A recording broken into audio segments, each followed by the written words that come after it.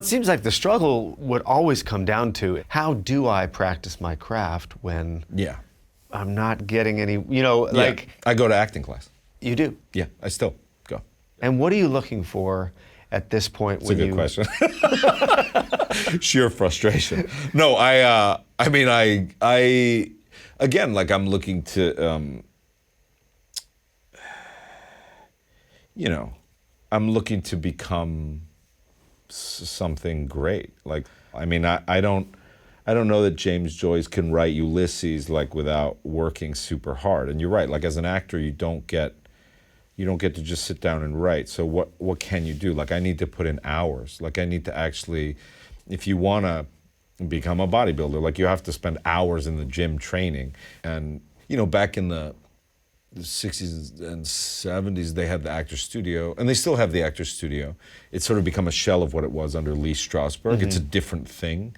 But, there are various places in New York that still maintain that idea of like this Actors Studio idea, which is that I can go to the studio and, let's say in the 70s, and Al Pacino can be there, and like some dude straight out of drama school can be there, and we can both work on scenes together, and we can both sort of exercise muscles that we feel are weak in us. But I think it's always having that bar, that something that Ellen Burstyn called like the divine dissatisfaction of the artist, right?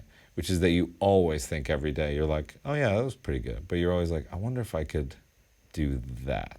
I would think that when you get to a certain level in your career where you are now, finding that group of players that, for lack of a better term, that could be a worthy foil or a worthy scene partner to be able to do what you're trying to do might be a difficult thing. I mean, one of the interesting things is like, let's say you work with like non-performers, or let's say you work with like young actors, or let's say this, and not to equate myself with like, this is going to sound wildly, but I don't equate myself with Marlon Brando.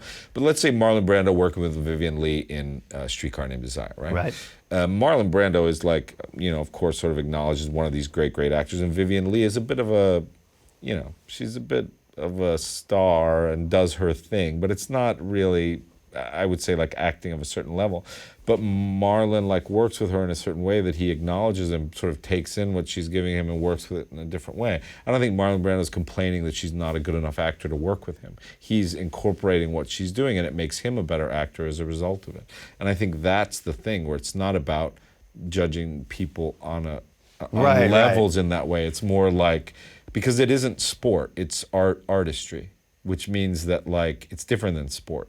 Like in sport, I don't know that Pete Sampras could play with like, a junior high tennis. I don't know that it would give him value, right. But art has so much richness beyond sport. It's not a simple competitive thing of like physical strength or whatever. It's like you actually bring something as a human being that's so unique, and the energies that you bring could be something where I could learn something as well. Hey folks, thanks for watching. If you like what you just saw, then why not subscribe?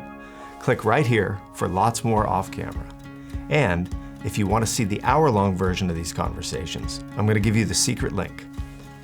Here it is, offcamera.com. Check it out.